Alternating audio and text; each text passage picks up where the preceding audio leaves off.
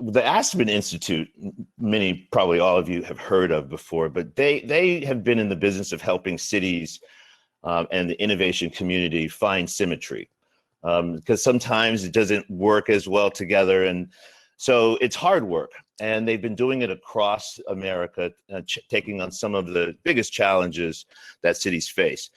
And so it's with a lot of pleasure tonight that we have to introduce, I have to introduce, and you have the time to speak to the CEO of the Aspen Institute and a Baltimore native, Mr. Dan Porterfield. And so we're really happy that Dan can join us tonight. Dan, there you are. Great, how are John. you, sir? Can you hear me okay? We hear you great. We hear you great. Thank you so much for joining us tonight, Dan. Be here.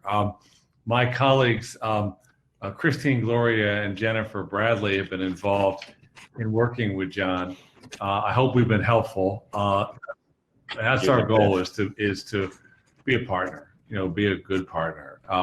The Aspen Institute is a nonprofit organization, and its mission is to try to promote a free, just, and equitable society, and to do that by driving change, and always in partnership with people in the community and of the community as invited, and to help bring people together so that they can collaborate, co-create, and create the future that we all long for.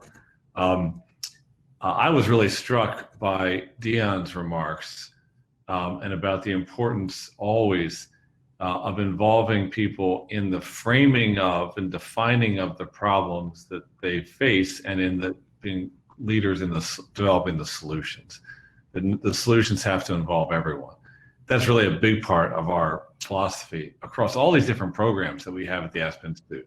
All these different neighborhoods, all these different cities, even countries we work with. It's about partnership. Then you do the work together with people, and it's like we're growing together, we're learning together. And innovation, to me, and entrepreneurship, and social entrepreneurship, is about relationships where we're learning together, we're trying out what can work, we're learning from one another, putting, Dr. King said, put our minds and hearts in motion for change, and then see what we can create, study it, document if it's making a difference, make the tweaks we need to make to keep getting better at it. Requires a pretty optimistic spirit and a sense of agency. And that only happens when communities have ownership of their futures. And the work of others is to provide the support for that ownership. That's what you're doing. It really inspires me.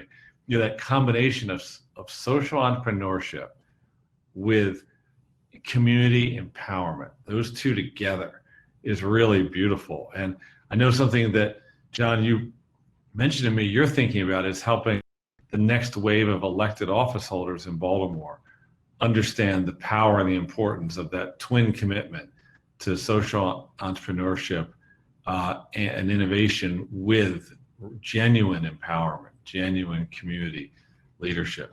We have a lot we can learn, all of us, from one another. I just learned from just tonight, listening to the presentations of the 5 members of the cohort. So thank you for letting us learn together and be a part of things.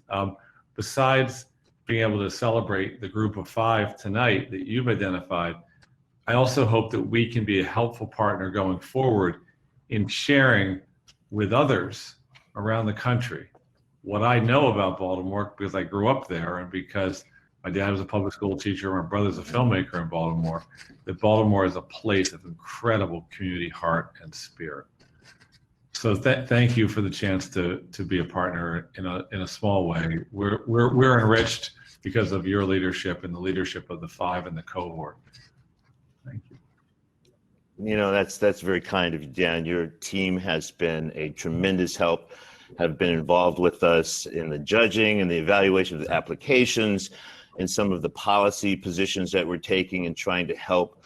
I can just say that the man that I believe will likely is the presumptive mayor, Brandon Scott, reached out this morning and indicated that he had a conflict and would not be able to join us today. But I can say that I'm very familiar and aware that he has that kind of vision that you outlined. And we look forward to working with you and your organization in the future. And thank you so We much for would coming love tonight. to. Thank you. Great to be here. Thank you. Fantastic. Thanks so much, Dan. That's great.